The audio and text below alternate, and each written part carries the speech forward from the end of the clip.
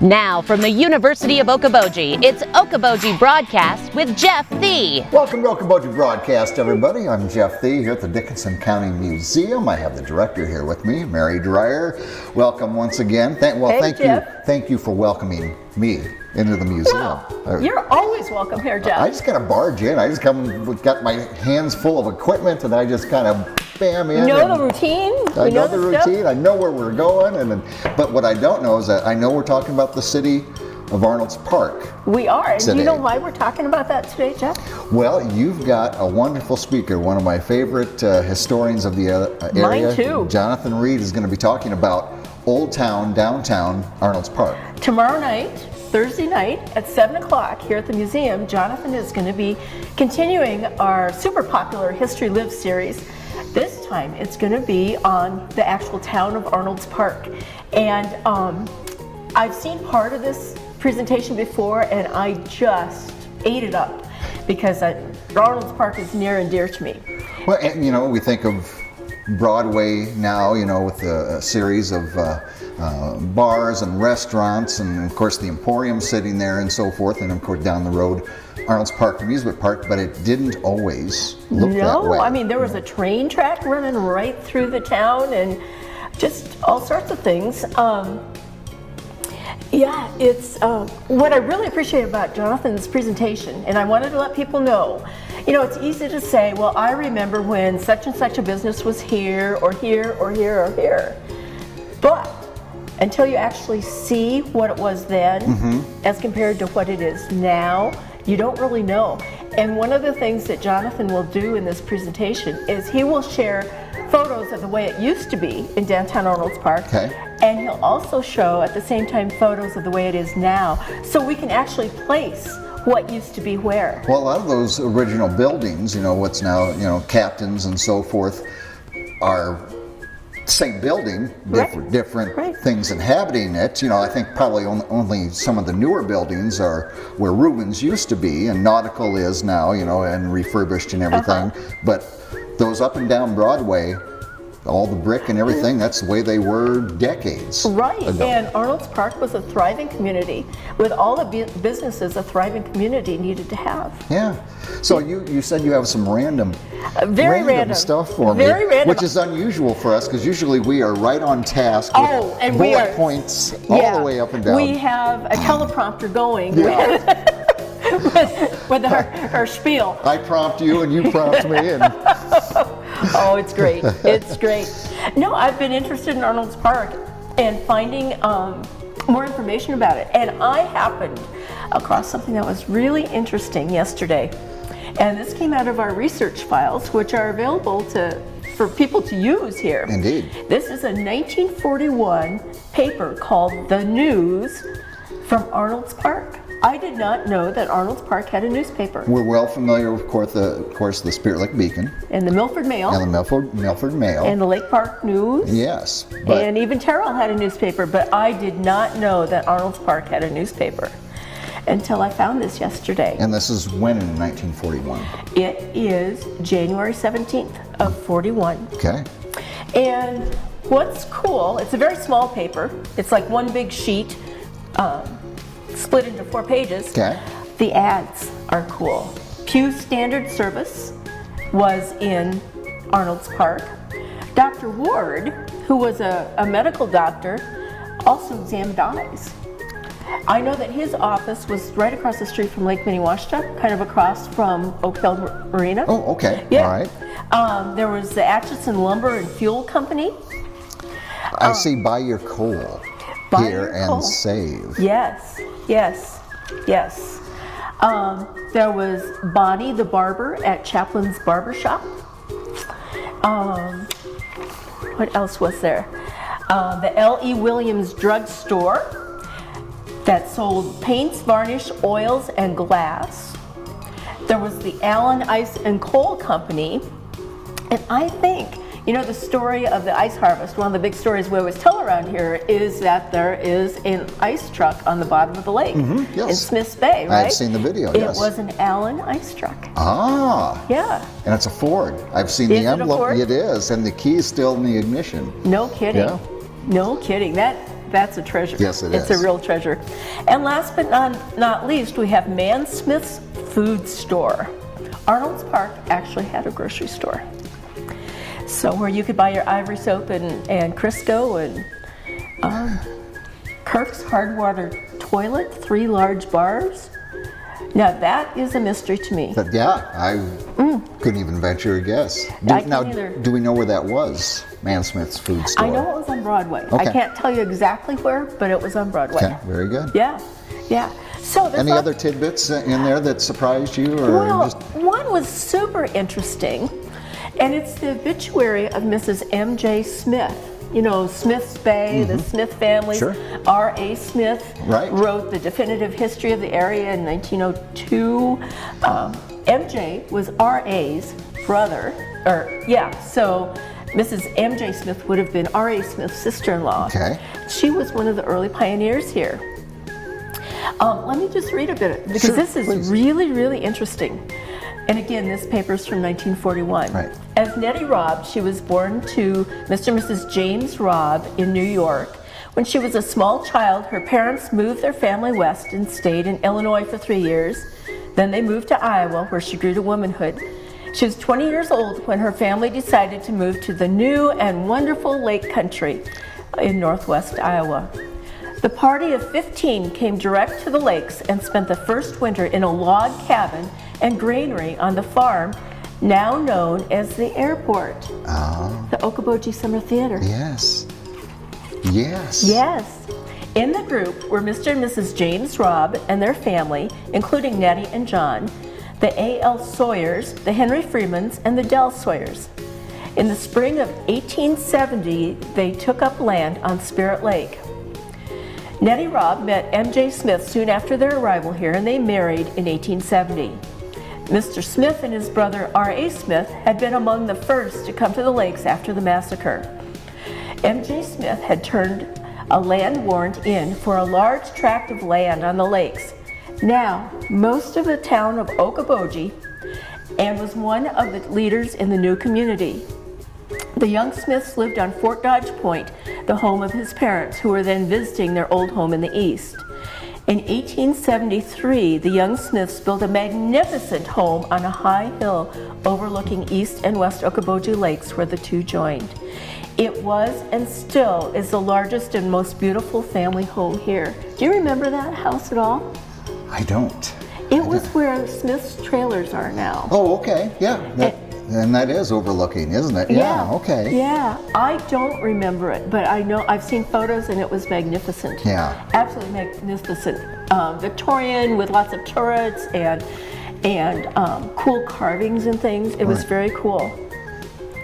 Mrs. Smith ended up renting out rooms to people who came by. She was kind of like one of the first hotels in the area.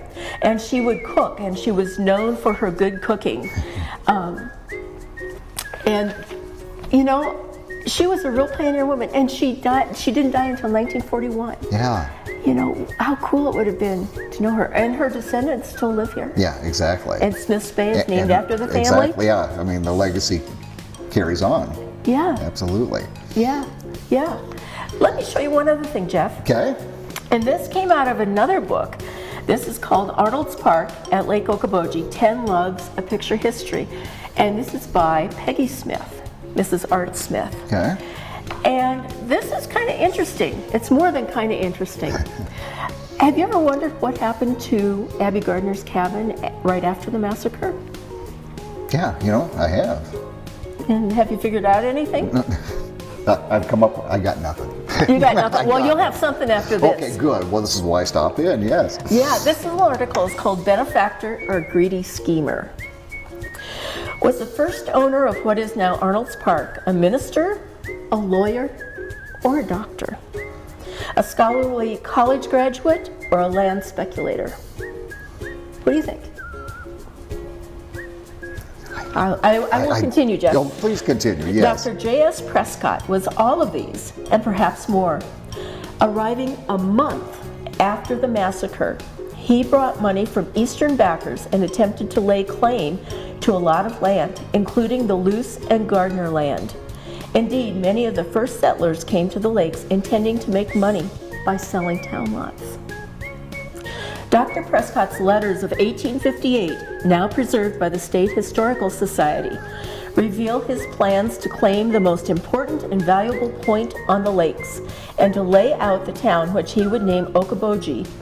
To satisfy the laws of Iowa and the Town Site Act of the United States that 2 houses on separate blocks be occupied by different families, he placed his hired men in the Gardner cabin and a Gaylord family in the completed Luce cabin. He shrewdly sold lumber to new settlers on credit in order to retain titles to the lots and liens on the farms. But his attempt to control a steam mill near the isthmus collapsed in an argument. His letters do not mention the college his contemporaries thought he was planning, but tell of his intent to control the county judge. So I think schemer plays a large part in his history. That's a lot of wheeling and dealing going on there. Yeah. The Red Wing Gazette reported this person, Prescott, to obliterate all traces of the former owner, enclosed the Gardner grave with his field and drove the plow over it in connection with the rest of the field. This was a day of land squatters, but Dr. Prescott did pay $1,100 to Abby's sister and later a lesser sum to Abby. A gifted speaker, Dr. Prescott held the first religious services in the region at the Gardner cabin 2 months after the massacre. Wow. Can you imagine that? No. A church service at the cabin where the massacre had taken place just 2 months later. 2 months later. Yeah. I cannot imagine that. A crowd of 15 to 20 men came, stacked their guns in a corner, and heard an inspiring sermon. No women lived in the settlement until the following year. 6 years passed before a family moved in the Gardner cabin. Wow. Wow. Wow. Yeah. That's all I can say about this is wow. Yeah, exactly. I mean, it's a little unnerving. It's a little unnerving. It's more than the fact that he plowed around the grave sites. Around the grave sites. Yeah, but there was probably no one else around to say, hey, buddy, this isn't right. Yeah, this is hallowed ground or anything like that. Yeah. And just kind of did what he wanted, the way it sounds. And Yeah. And I don't know how long J.S. Prescott owned the Gardner land or squatted on the Gardner land, whichever it was. But there are records in the courthouse, and I saw them several years ago, that show the land passing from him to Pillsbury's. Okay. You know, Pillsbury Point? Yeah, exactly. The Pillsbury family ended up owning the cabin and living there for decades. But right away, it was J.S. Prescott. Wow. Right away. All there in the City of Arnolds Park. Yeah. One other short tidbit I found was about a rousing jubilee. Oh. Well, those are the best jubilees, the rousing ones. The rousing ones, right. And actually this happened in 1874. A group of wealthy sportsmen from St. Louis crossed the wide bare prairie and camped in the grove, which is Pillsbury's Grove, with an impressive array of hunting and fishing equipment and a full retinue of servants, the first tourists to the lakes. Then came the rousing 1876 Jubilee on the 4th of July at Pillsbury Grove. 3,000 persons from neighboring counties gathered with enthusiasm. Get this, the Swiss Bell Ringers Cornet Band from Spirit Lake, with 125 other teams, crossed the West Okoboji Bridge. Young ladies were dressed to represent the 38 states. The grounds were crowded with old and young Americans enjoying the refreshment stand and the rental boats. The inevitable firecrackers produced unfavorable comments from the nervous and timid. And there were orations and all sorts of things. I have seen a postcard that shows a crowd along the beach in front of Arnolds Park. I mean, a crowd so dense that you couldn't walk through it. And I'm wondering if it could have been that Jubilee? Yeah, I'm thinking probably not, since this was so early, but still, to think 3,000 people there in 1876? Yeah. Would have been our centennial. Yeah. Amazing. So this place was a big deal long ago. Yeah. As much fun as we have there now, it goes back a long ways. It really does. Yeah. And all this is Arnolds Park stuff, you know? Yeah. Arnolds Park has a really, really intriguing and interesting and rich and magnificent history. Yeah, very rich history, And yes. it's not all just about the park. I mean, the park is a huge part of it. Of course. It really, really is. But there's a lot more. Yeah. And it's just intriguing. There was a lot of commerce and livelihood and families and fun, of course, and it all took place right there. It really did. It really did. So I invite all of you to come to the museum and look at our materials.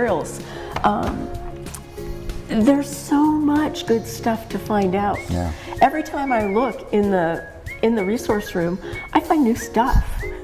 And then I can amaze you with it, Jeff. Amaze and bewilder me and often stump me, as a matter of fact. Yeah, well, that's the fun part. That's the fun part. That's the fun part of learning. You know, you don't know something, you find it out. Yeah, and then it leads you down another rabbit hole. Yeah. Yeah. Yeah. Very good. Very cool. Well, again, Jonathan Reed will be giving a lot more information on the City of Arnolds Park Yeah. tomorrow night. Tomorrow night, Thursday night at 7 o'clock here at the museum. Okay. And our Way Back Wednesday groups continue as lively as ever. We keep having new people who have new stories. It is those groups are so much fun. If you have any interest in area history at all, I would really encourage you to come. Yeah. They're low stress, low maintenance, just fun. A lot of good stories and tidbits about the area that I bet you didn't know. Right, 10 o'clock every Wednesday morning, Very good. except the Wednesday before Thanksgiving. Okay. We're taking that day off. All right. Well earned. Because we can.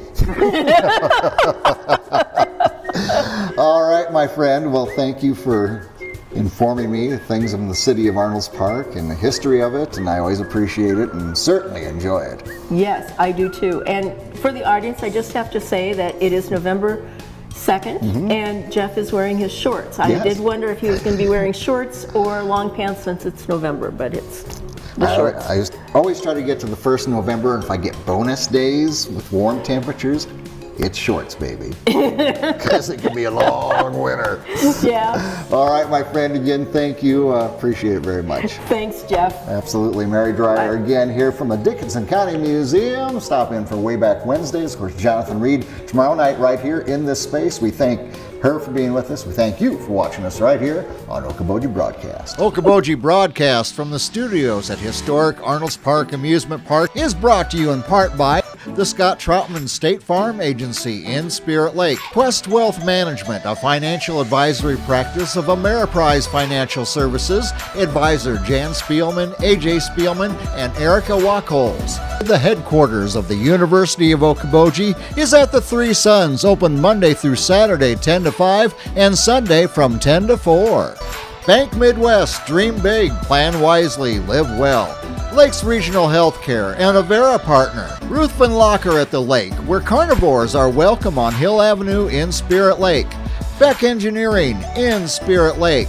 Be Radiant Laser Skin Studio in the Okoboji Plaza in Okoboji.